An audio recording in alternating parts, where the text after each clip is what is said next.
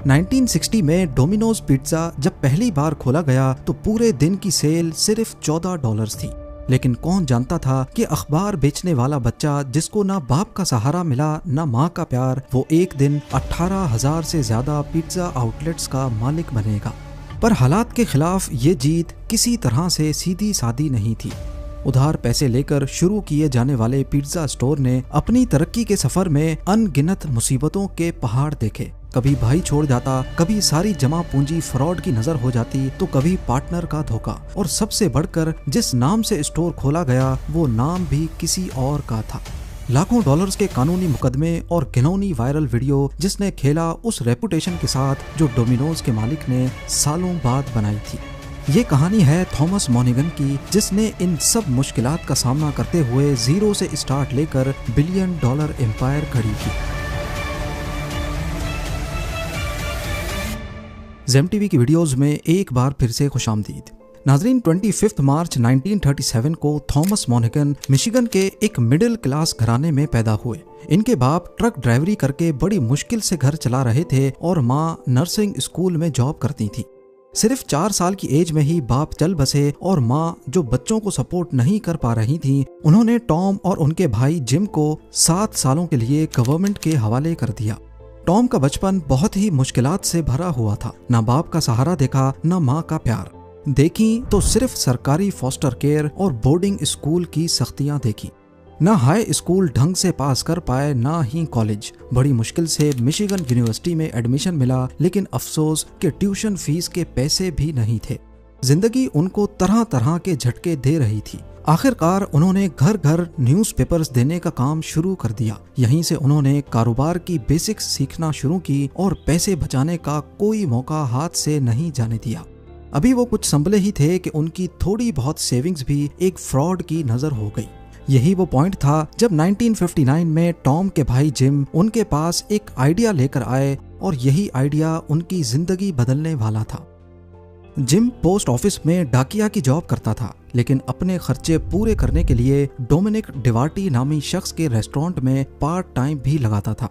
Gym के मालिक का एक रेस्टोरेंट मिशिगन में बंद पड़ा था और डोमिनिक ये रेस्टोरेंट औने पौने दामों बेचना चाह रहा था। उस वक्त वो रेस्टोरेंट के $500 डिमांड कर रहा था, लेकिन शर्त ये थी कि रेस्टोरेंट पर $2,000 का कर्जा भी चढ़ा हुआ है जो कि खरीदने वाला ही भरेगा। जिम जब ये खबर टॉम के पास लेकर आया तो उन दोनों ने सोचा कि क्यों ना इस रेस्टोरेंट को खरीदकर एक साथ काम किया जाए। उन्होंने पोस्ट ऑफिस से $900 का कर्जा लिया और डोमिनिक से रेस्टोरेंट खरीद लिया, लेकिन उसका नाम चेंज नहीं किया। बदले में डोमिनिक ने उनको कुछ रेसिपीज भी दी और सॉस बनाने का तरीका भी सिखाया। उन्होंने रेस्टोरेंट को शाम 5 बजे से रात 12 बजे तक खोलने का इरादा किया। इससे जिम की पोस्ट ऑफिस वाली जॉब भी डिस्टर्ब नहीं होगी और टॉम का सुबह यूनिवर्सिटी में पढ़ने का ख्वाब भी पूरा हो पाएगा। उन्होंने ये रेस्टोरेंट ऑफिशियली 9 दिसंबर 1960 को खोला और पहले ही दिन में $14 की सेल भी कर ली। पहले हफ्ते में उनके पास फोन भी नहीं था, यानी सारे कस्टमर्स खुद चल कर रेस्टोरेंट आए थे। फिर उन्होंने डिलीवरी सर्विस भी स्टार्ट की, जिसके लिए उन्होंने 2 फैक्ट्री वर्कर्स को कमीशन पे हायर किया। 4 महीनों के बाद उनकी एक दिन की सेल $107 तक जा पहुंची। लेकिन ये सेल्स ज्यादातर करीबी कॉलेज की वजह से आ रही थी। जब कॉलेज का सेमेस्टर पूरा हुआ तो सेल्स गिरकर $28 पे जा पहुंची। जिम अपने पोस्ट ऑफिस की जॉब की वजह से रेस्टोरेंट पे बहुत कम टाइम लगाता था, बल्कि वो कोई काम ही नहीं करता था। जब सेल्स ड्रॉप हुई तो दोनों भाइयों में झगड़े शुरू हो गए और एक मौके पर हाथापाई की नौबत आ गई। रेस्टोरेंट खुलने के 8 महीनों के बाद जिम रेस्टोरेंट से अलग हो गया, जबकि असल में ये आइडिया उसी का था। 50% शेयर के बदले में टॉम ने उसको वॉक्सवैगन देकर फारिग कर दिया, जो उन्होंने पिज्जा डिलीवरी के लिए खरीदी थी। जिम खुशी खुशी गाड़ी लेकर साइड हो गया, बिना ये जाने कि असल में उसने कितने घाटे का सौदा किया है। अब टॉम रेस्टोरेंट का 100% मालिक बन गया, लेकिन इसका मतलब था कि अब उसको फुल टाइम काम करना पड़ेगा, यानी उसका यूनिवर्सिटी जाने का ख्वाब फिर से अधूरा ही रह गया। वो कई दिन रेस्टोरेंट में ही रहता और रात को खाने में जले हुए पिज्जा खाकर गुजारा करता। आहिस्ता आहिस्ता रेस्टोरेंट की सेल्स दोबारा से बढ़ने लगी। उसने 2 हेल्पर भी रख लिए और अब रोजाना का प्रॉफिट $57 तक जा पहुंचा। वो अपने फारिग टाइम में दूसरे पिज्जा स्टोर्स को विजिट करता और मार्केट रिसर्च करता रहता। इसी दौरान एक इटालियन रेस्टोरेंट का मालिक उसका दोस्त बन गया और उसने अपनी फेमस सॉस की रेसिपी टॉम को दे दी। ये रेसिपी जब टॉम ने डोमिनिक पे अप्लाई की तो लोगों को सॉस बहुत पसंद आई और सेल्स दोबारा ऊपर जाने लगी। अब टॉम को किसी ने आइडिया दिया कि वो अपने रेस्टोरेंट की एक और ब्रांच भी खोल ले, लेकिन इस काम के लिए टॉम को कोई पार्टनर चाहिए था जो उसका पिछला रेस्टोरेंट चलाए, क्योंकि अब उसका भाई भी उसके साथ नहीं था। आखिरकार टॉम को एक पार्टनर मिल ही गया, लेकिन ये पार्टनर टॉम की सारी मेहनत को बर्बाद करने वाला था। एक दिन डोमिनिक में जिम गिलमोर नाम का आदमी आया जिसको टॉम फौरन पहचान गया। ये शहर का जाना माना रेस्टोरेंट चलाया करता था। दोनों रेस्टोरेंट बिजनेस पे बातचीत करने लगे। इसी दौरान टॉम ने गिलमोर को अपने प्लान्स बताए कि वो नई ब्रांच खोलना चाहता है। अब क्योंकि गिलमोर को रेस्टोरेंट चलाने का एक्सपीरियंस भी था, इसी वजह से दोनों की डील बन गई। डील में तय पाया कि गिलमोर $500 देकर बिजनेस में 50% शेयर पाएगा और डोमिनिक्स का पहला रेस्टोरेंट भी वही चलाएगा। लेकिन गिलमोर ने कहा कि मेरे पास फिलहाल $500 नहीं है, मैं बाद में दे दूंगा। पर क्योंकि टॉम को पार्टनर की सख्त जरूरत थी तो उसने हामी भर ली। डोमिनिक्स का 50% पार्टनर गिलमोर बन चुका था, वो भी बिना कोई डाउन पेमेंट दिए, और उसने ये पैसे बाद में भी टॉम को नहीं दिए। टॉम ने अपनी सेकंड ब्रांच खोल दी और पहली ब्रांच गिलमोर के हवाले कर दी। यही वो पॉइंट था जब टॉम को अपनी गलती का एहसास हुआ, क्योंकि उसने बिना जांच पड़ताल के एक अनजान शख्स को अपने बिजनेस का 50% शेयर दे दिया था। देखते ही देखते पहली ब्रांच की सेल्स और पिज्जा क्वालिटी दोनों गिरती चली गईं और टॉम को शक था कि गिलमोर चुपके से कैश ड्रॉर में से पैसे भी चुराता है। जिम गिलमोर शहर में 2 रेस्टोरेंट्स चलाता था, लेकिन उसको पीने की आदत थी जिसकी वजह से वो 2 बार बैंकरप्ट हो चुका था। टॉम का ख्याल था कि शायद वो सुधर चुका है, लेकिन ऐसा नहीं था। इसके अलावा गिलमोर ने टॉम के साथ जो एग्रीमेंट किया था उसमें बड़ी चालाकी से कुछ ऐसी शर्तें ऐड करवाईं जिससे वो डोमिनिक्स में सिर्फ प्रॉफिट का 50% शेयर पार्टनर था, जबकि लॉस होने की सूरत में सारा लॉस टॉम ही भरेगा। अब नौबत ये आ गई कि टॉम दोनों ब्रांचेस पे टाइम लगाने लगा और गिलमोर का जब दिल चाहता वो तभी काम करता था। कुल मिलाकर बात यह है कि गिलमोर टॉम का नाजायज फायदा उठा रहा था। टॉम ने कई बार उससे एग्रीमेंट खत्म करने की बात भी की, लेकिन लीगल मसलों की वजह से वो गिलमोर से जान नहीं छुड़ा पाया। आखिरकार मामला कोर्ट में गया, तब जाकर टॉम और गिलमोर की पार्टनरशिप खत्म हुई। लेकिन जाहिर है पीछे जो नुकसान हुआ वो सारा टॉम को ही भरना पड़ा। पर इसका मतलब ये नहीं था कि टॉम के सारे मसले खत्म हो गए। अगला झगड़ा एक ऐसे शख्स से हुआ जिसके नाम से ही टॉम अपना बिजनेस चला रहा था, डोमिनिक्स डिवाटी। डोमिनिक्स डिवाटी ने जब देखा कि टॉम उसके नाम से 2 रेस्टोरेंट्स चला रहा है और अच्छी खासी सेल्स भी बना रहा है, तो उसको प्रोफेशनल जेलसी होने लगी। आखिरकार डोमिनिक भी खुद अपने नाम से शहर में रेस्टोरेंट चला रहा था और इसी वजह से कस्टमर्स को भी काफी कंफ्यूजन थी। लिहाजा उसने टॉम को फोन करके फड्डा डाल लिया कि अब वो उसका नाम इस्तेमाल करना बंद करे। ये खबर टॉम पर बिजली बनकर गिरी, क्योंकि इस नाम को प्रमोट करने में उसने अपना खून पसीना एक किया था। अचानक से नाम बदलने का मतलब था कि टॉम की सारी मेहनत जाया हो जाएगी। टॉम को किसी ने मशवरा दिया कि कोई ऐसा नाम रखे जो डोमिनिक से मिलता जुलता हो, क्योंकि उस वक्त लोग फोन बुक में नंबर ढूंढते थे और जब मिलता जुलता नाम होगा तो डोमिनिक के पेज पर ही टॉम के रेस्टोरेंट का भी नाम होगा। कई दिनों तक टॉम और उसकी टीम डोमिनिक से मिलता जुलता नाम सोचते रहे, लेकिन कोई एक भी समझ नहीं आया। आखिरकार एक पिज्जा राइडर ने एक नाम सजेस्ट किया और वो था डोमिनोज। टॉम को ये नाम बहुत अच्छा लगा। उस दिन के बाद वो डोमिनिक्स नहीं बल्कि डोमिनोज के नाम से काम करने लगे। नाम चेंज करने का मतलब था कि अब उनको लोगो भी बदलना पड़ेगा, तो उन्होंने सिंपली डोमिनो गेम के टाइल को ही लोगो के तौर पे इस्तेमाल करना शुरू कर दिया। और क्योंकि उस वक्त उनके 3 स्टोर्स थे तो उन्होंने टाइल में 3 डॉट्स ही लगा दिए। अगली बार आप किसी को भी बता सकते हैं कि डोमिनोज के लोगो में इन 3 डॉट्स का मतलब क्या है। थॉमस मोनिगन के पिज्जा बिजनेस को अब नया नाम मिल चुका था। उन्होंने रेसिपी में बेहतरी लाने और बिजनेस को प्रॉफिटेबल बनाने में खूब मेहनत की, लेकिन डोमिनोज की तरक्की की शुरुआत एक अजीब वाक़े से हुई। एक दिन रेस्टोरेंट का काफी स्टाफ एक साथ छुट्टी कर बैठा। इस पर टॉम ने मेन्यू में से एक्स्ट्रा चीजें हटाकर सिर्फ पिज्जा सर्व किए। इस दिन डोमिनोज को सबसे ज्यादा फायदा हुआ। टॉम को एहसास हुआ कि ज्यादा बड़े मेन्यू से सिर्फ काम का लोड बढ़ता है, जबकि छोटा मेन्यू ज्यादा प्रॉफिट बनाकर देता है। उस दिन के बाद से डोमिनोज के मेन्यू में से एक्स्ट्रा आइटम्स हटा दिए गए और सिर्फ पिज्जा पर फोकस किया गया। यहाँ तक कि पिज्जा के भी सिर्फ 2 साइज रखे गए, 8 इंच और 12 इंच। इसके अलावा टॉम ने नोटिस किया कि कस्टमर्स को डाइन इन फैसिलिटी देकर एक्स्ट्रा स्टाफ रखना पड़ता है, जिससे काम बढ़ता है और प्रॉफिट कम।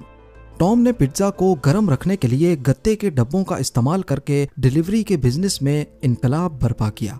ना सिर्फ इतना, बल्कि डिलीवरी पाउचेस का इस्तेमाल करके सर्विस को मजीद बेहतर बनाया। याद रहे कि डिलीवरी पाउच जिसमें पिज्जा गर्म रहते हैं, ये पहली बार डोमिनोज की तरफ से ही मुतारिफ कराए गए थे। डिलीवरी में नई नई इनोवेशंस की वजह से डोमिनोज बाकी रेस्टोरेंट्स के मुकाबले में बाजी ले गया।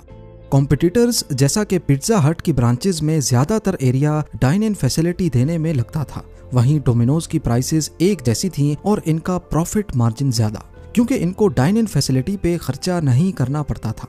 टॉम को अब इस बिजनेस में 7 साल गुजर चुके थे और दूसरों के मुकाबले में डोमिनोज काफी तेजी से तरक्की कर रहा था। 1967 में उन्होंने फ्रेंचाइजिंग करने का सोचा।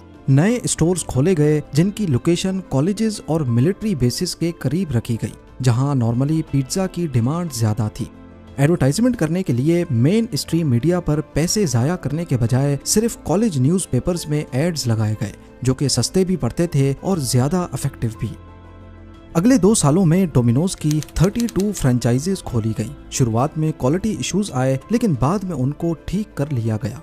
1969 के एंड में मिशिगन, वर्मोंट और ओहायो में टोटल 42 स्टोर्स खोले गए और 1978 तक पूरे अमेरिका में 200 से ज्यादा डोमिनोज आउटलेट्स खोल दिए गए।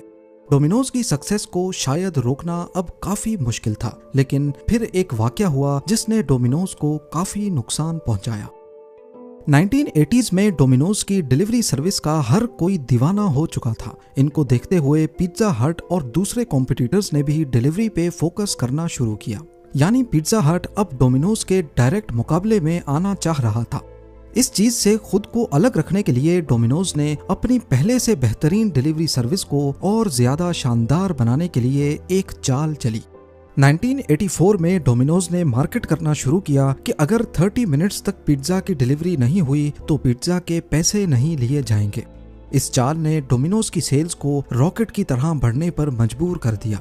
कस्टमर्स के लिए यह डील हर लिहाज से फायदेमंद थी। यहाँ तो उनको पिज्जा जल्दी मिलेगा या फिर फ्री मिलेगा। इस कैंपेन ने डोमिनोज को बढ़ने में और ज्यादा मदद की। 1980s में ही डोमिनोज की अमेरिका में जहां 200 ब्रांचेस थीं, वो ग्लोबली अब 5000 तक जा पहुंची और ये उस वक्त दुनिया की सबसे तेजी से बढ़ने वाली रेस्टोरेंट चेन बन गई। पर टॉम को मालूम नहीं था कि ये चाल डोमिनोज के गले पड़ने वाली है। 1989 में डोमिनोज का 17 साला डिलीवरी ड्राइवर जल्दी पिज्जा पहुंचाने के चक्कर में अपनी ट्रक का एक्सीडेंट कर बैठा और मौके पर ही मर गया। इस वाक़े को न्यूज़पेपर्स में रिपोर्ट किया गया और ये लिखा गया कि 17 साला नौजवान की मौत जल्दी पिज्जा पहुंचाने के चक्कर में हुई। जाहिर है जल्दी पहुंचाने के चक्कर में ड्राइवर्स रूल्स के खिलाफ जाकर गाड़ी को तेज भगाते थे।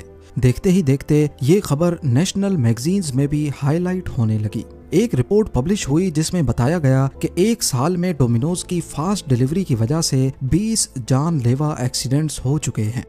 एक और हादसे में ड्राइवर ने एक कपल के ऊपर गाड़ी चढ़ा दी, जिसकी वजह से मौके पर ही बीवी की मौत हो गई। इस हादसे की वजह से डोमिनोज को $32 मिलियन जुर्माने के तौर पे अदा करने पड़े। 1993 में एक और केस आया जब डोमिनोज ड्राइवर ने रेड लाइट की परवाह किए बगैर गाड़ी चला दी और अगली गाड़ी में मौजूद लड़की की बैकबोन टूट गई। इस बार कोर्ट ने डोमिनोज पर $78 मिलियन का फाइन लगाया। इन सब वाकयात की वजह से डोमिनोज की डिलीवरी सर्विस पर बहुत तनकीद की जाने लगी।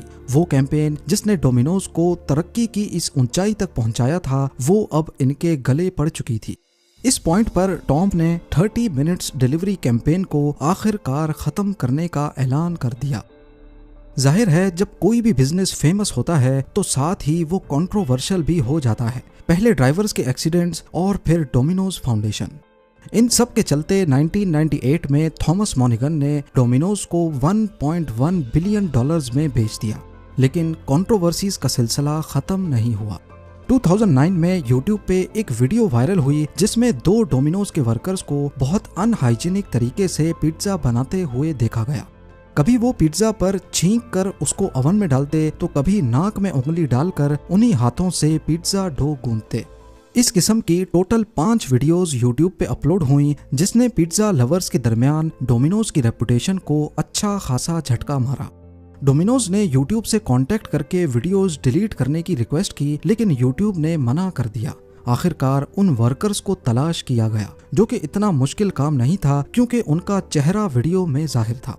उन्होंने बताया कि असल में वो प्रैंक वीडियो बना रहे थे, जबकि ऐसा कोई पिज्जा किसी भी कस्टमर को नहीं भेजा गया।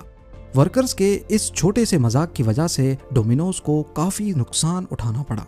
पर आज डोमिनोज की दुनिया भर में 18,848 ब्रांचेस हैं, पिज्जा हट से 145 ब्रांचेस ज्यादा। जबकि एम्प्लॉयज की बात की जाए तो डोमिनोज के पास सिर्फ 13,500 हैं और पिज्जा हट के पास 3,50,000।